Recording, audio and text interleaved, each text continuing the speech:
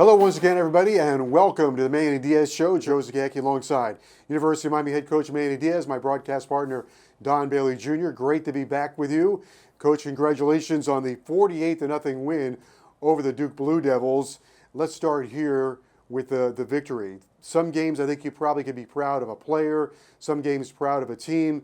Is this a game where you're proud of everybody, administration, everybody, because it was all hands on deck to play and then come out with such a great result?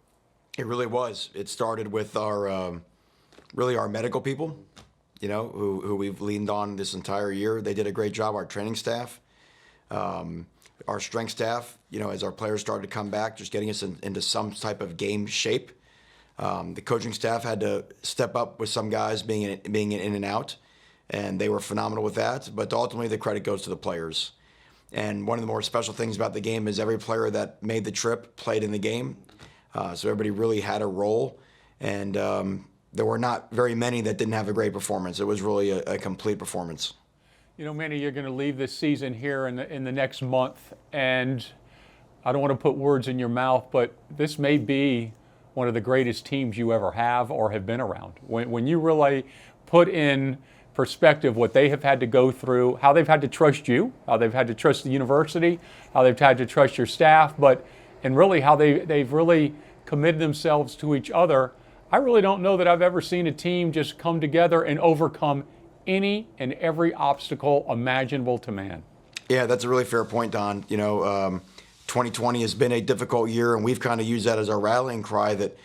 But look, this is the time that we're here, and these young men, they don't get to do this forever, and to take an opportunity and turn this into a positive and not a negative. And look, I've been very fortunate in my coaching career. I've been on a national championship team, and that year we were better than everybody else. It was kind of at the end of the year, it was sort of a relief because we just did what we were supposed to do. This team, from where we've started to where we are right now, has been very rewarding to be around. Very proud to be their coach, but they know, like I know, that we're not done yet.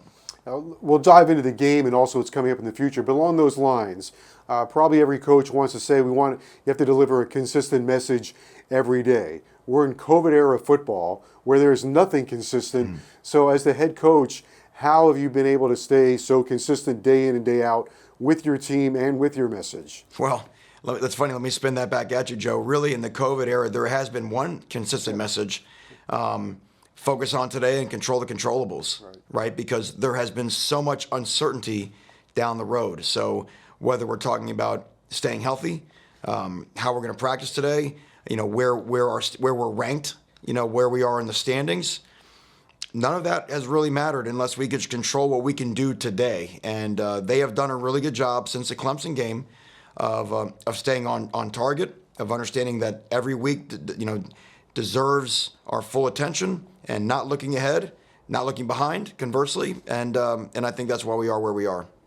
Manny, you brought up a point after the game that Miami acted like a top 10 team because you went in at halftime with a lead, you came out, and you finished the ball game. Now, this is after 2 bye weeks on the road at night in the cold. You did all these things that supposedly haunted Miami for the last so many years.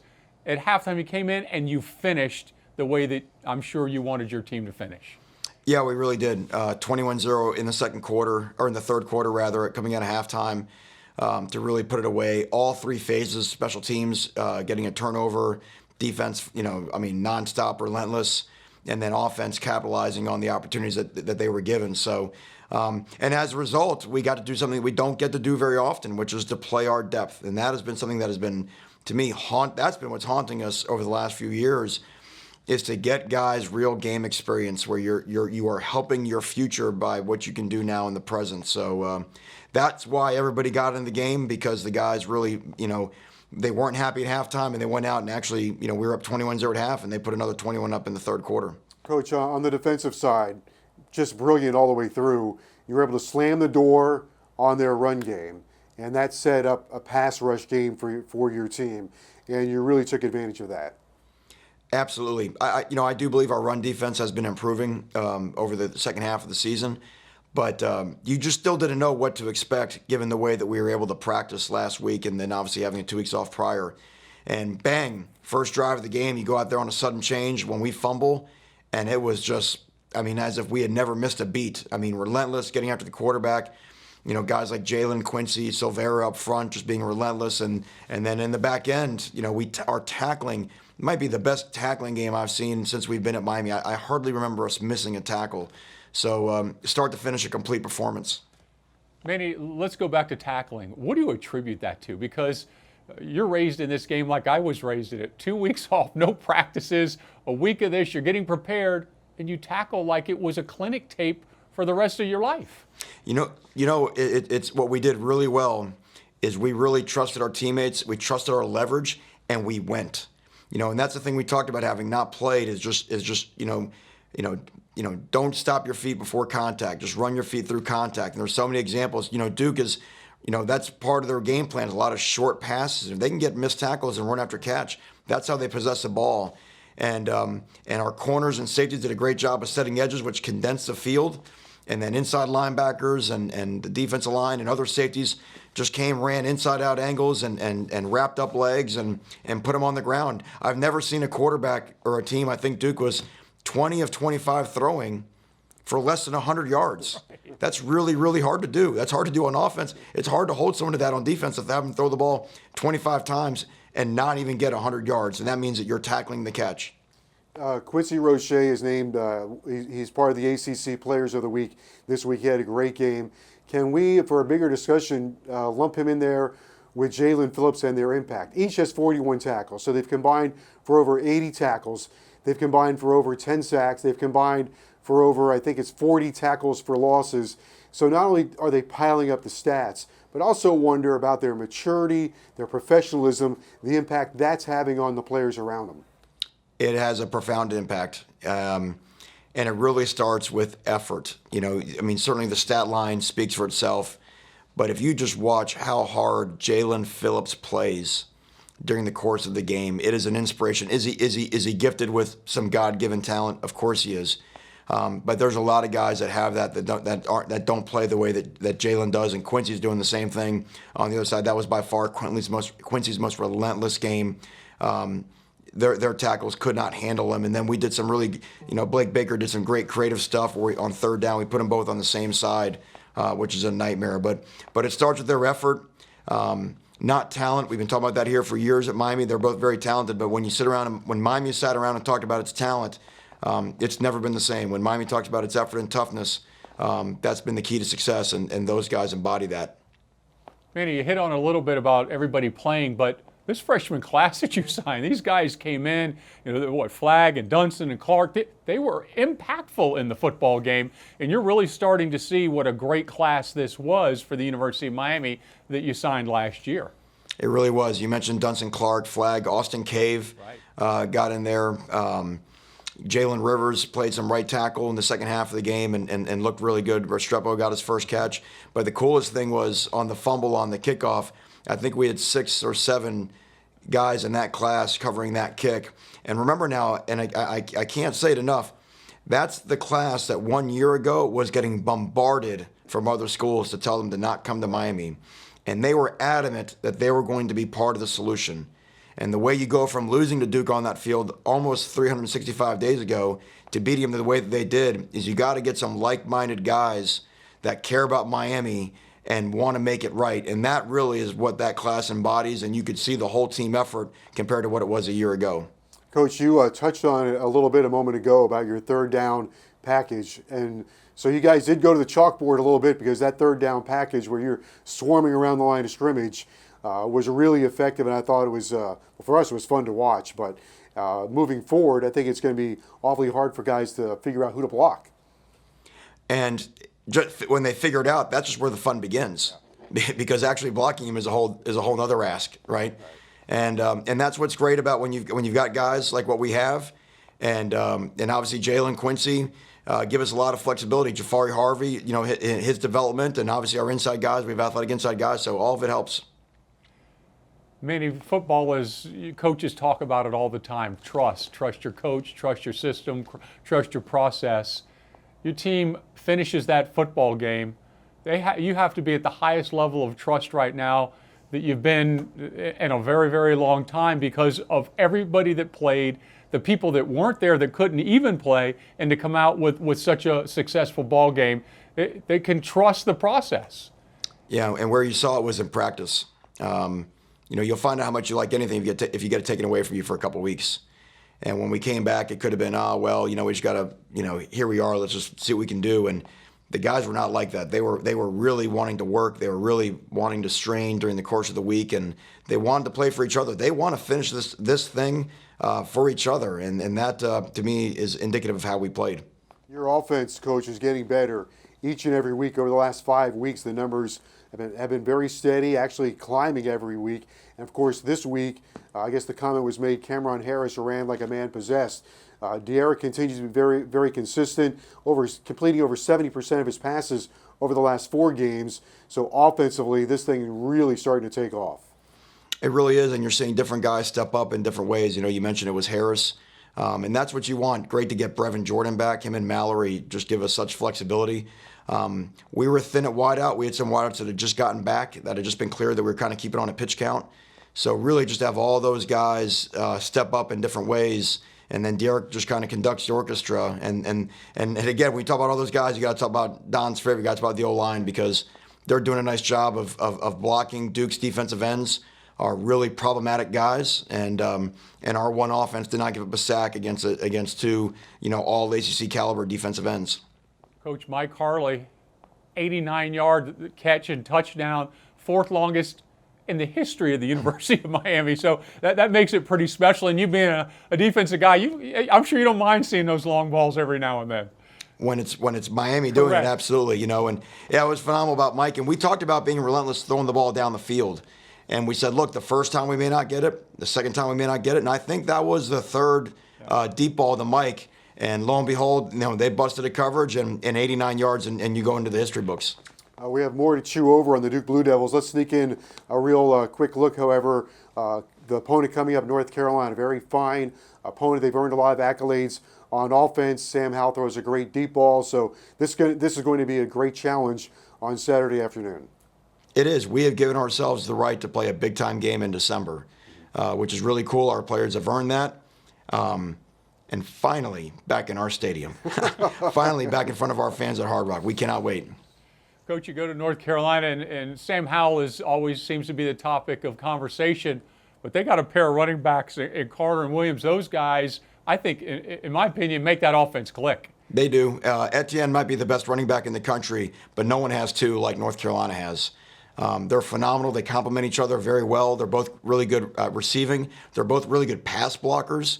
They're just complete guys, both definitely NFL guys. We will continue on the Manny Diaz Show, and when we come back, we'll have our breakdown segment, and that's coming up next.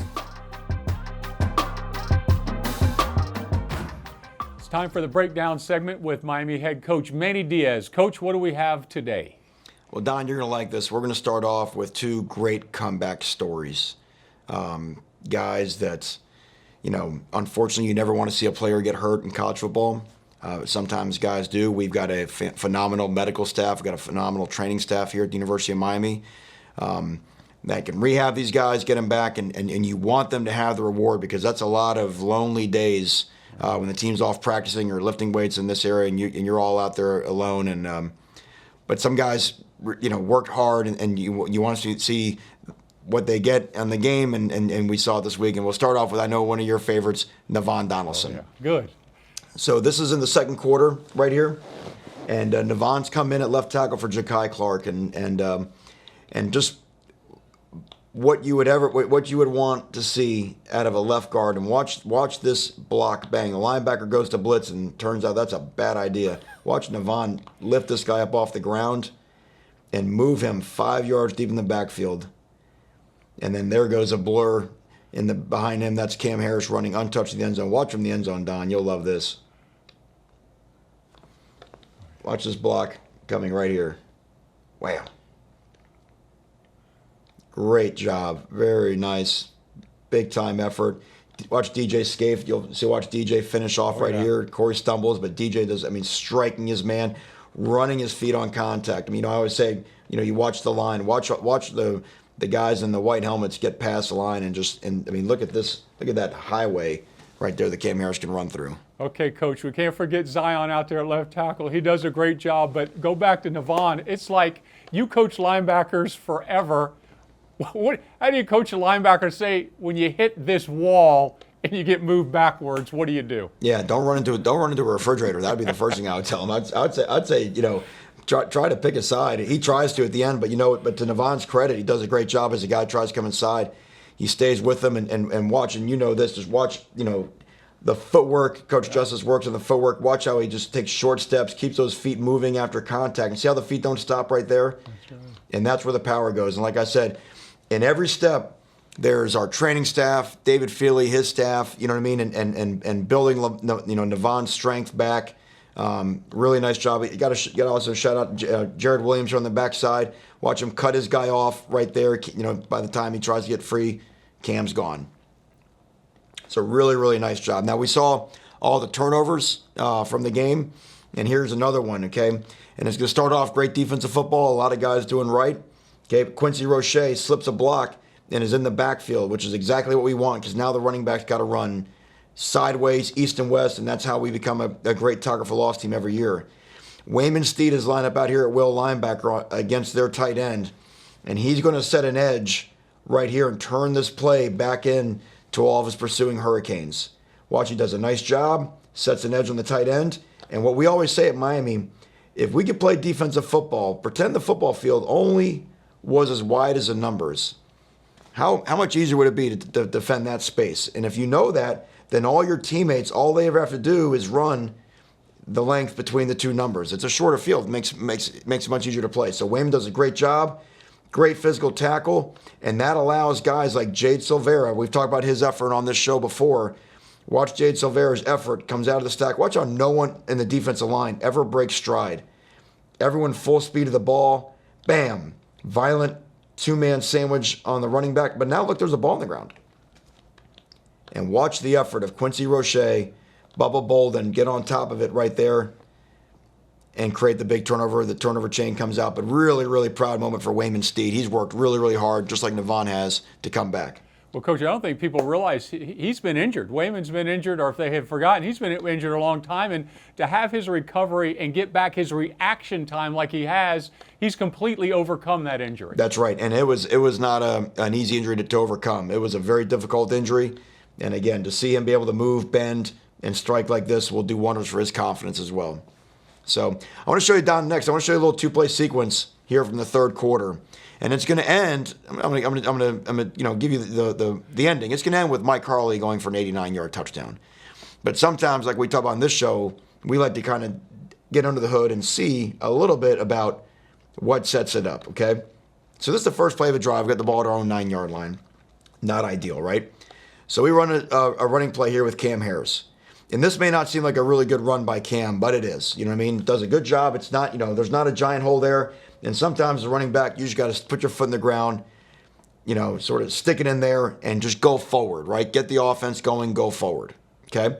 What I want to point out to you, Don, right now, is this person right there. That's right. You ever see who that is? That's Mike Harley, okay? So what's going to happen is, so the play's over, okay? There's the scoreboard shot. Here's the next play, all right? Mike Harley is now right here, okay? So now watch. So remember, he was standing over here. Obviously, there's been a little bit of time has elapsed, and we're right there. You see Miami is all lined up, which means that a guy like Mike had to sprint all the way across the football field to get to that spot. Now, the defensive backs that were covering him on the last play, okay, are all standing straight-legged. They don't have the call yet. The defensive line, look at the offensive line's ready to play. Defensive line not ready to play yet. And this is what tempo does to you. And if you don't practice against it, it is very difficult, okay, because Duke's got really good coaches. They know what they're doing. But again, watch what happens. Late communication between the secondary and the ball snapped. So look at the position that 39 is in when the ball snapped. Not ready to play. And then all we run is two guys simply going vertical, and look what happens. Two guys take one guy. They have cut Mike Harley completely free. And if we didn't want to go to Mike, we've got D breaking through wide open on a post route right here, but Mike wide open on the middle field. Now, Derek's still got to put it on. You mentioned this earlier. Accuracy, bang, Boom. And that's an example of, even on that first down play when we ran the zone play for 2 yards, what's that doing? That sets up our tempo. And going forward, gets the tempo set up. And for a guy like Mike to sprint all the way right there, he didn't know he was doing it to catch an 89-yard touchdown pass. But he did. And that's one of the cool things that this offense has brought to us. Coach, when you look at this offense and what it does to the secondary, the tempo is really disrupts communication of an entire defense. And that, from you being a coordinator for so many years, that creates problems if the defense can't communicate. Yeah, it absolutely does. And if you think about, and then there's another problem. It tires out the defensive line. So when I'm not in a stance and I'm not really comfortable, Duke's got outstanding defensive ends. Number 1 and 51 are both really, really good players. But I'm not quite in a stance. I'm not quite comfortable. Okay, and that allows a guy like Jared Williams to watch. Does a great job, pushes the pass rusher by, yep. And look at this pocket for De'Eric. Now, yes, of course, they've cut Mike completely free, but De'Eric right here, that is untouched. That's as clean as you can get it. So again, that's just how Duke's defensive line absolutely wore us out in this game a year ago. The reason why they won the football game. So you see how just little things make a difference and lead to the success we have. There you go. And it's fun when it goes for 89. And then the last play I want to show you is this, and this is where you get a chance when you got some really special players to create some things for them. So we get Duke in a third down situation. Okay, we're going to play man-to-man coverage all the way across the board. They're trying to get right here to the 49-yard line. Okay, and just you'll take a peek at the coverage for a second. So doing a pretty good job at 3 of the 4 spots. I want to point out a true freshman here. That's Isaiah Donaldson. And watch him challenge. Look, watch that jam he gets on that wide receiver at the line of scrimmage. That is outstanding. Challenge. Just all over that guy, all over the guy. We're not in great shape there. We're in really, really good shape here. Okay? But by the time the quarterback goes to hit his plant step on his drop, there's really nobody close to getting the first down that looks even, possibly open. Okay? But that's not the worst of his problems. Let's go to the end zone, Don. Let's find out what this guy's got going on. Okay? So what we've done is this, and you can't see it a little bit because Amari Carter's in the way, but that's Quincy Roche, and then right here is Jalen Phillips lined up as a defensive tackle. And then we've got Corey Flagg up here in the line of scrimmage as well. So Corey is going to blitz into the center, and just by the center's eyes, just enough. See how the center's trying to work towards Jalen? Yes. And then we've isolated Jalen one-on-one on a guard, which is not really good news for the guard. Jalen does a great job of just dusting that guy. And then watch what Corey does. By the time the center goes to help, Corey's going to loop back around and finish the stunt right there. So even if the quarterback got away from Jalen, which, spoiler alert, he's not going to, bang, gets hit right there like that. And you still got guys like Roche and Harvey providing that edge pressure. Really, really tough down to be a quarterback right here. Coach, what's it do for number 11's confidence? Here he is, a guy that has played special teams for you. He's done as good a job as you can ask for, but now he is in the mix for a big play. That's right. And if you get on our third down defense, that says a lot about you. You know what I mean? And we're looking for guys that can make plays out here on this unit, trying to create special one-on-one matchups like we've done right here with Jalen. But if he doesn't do his part and engage the center is going to turn and they're going to double team Jalen.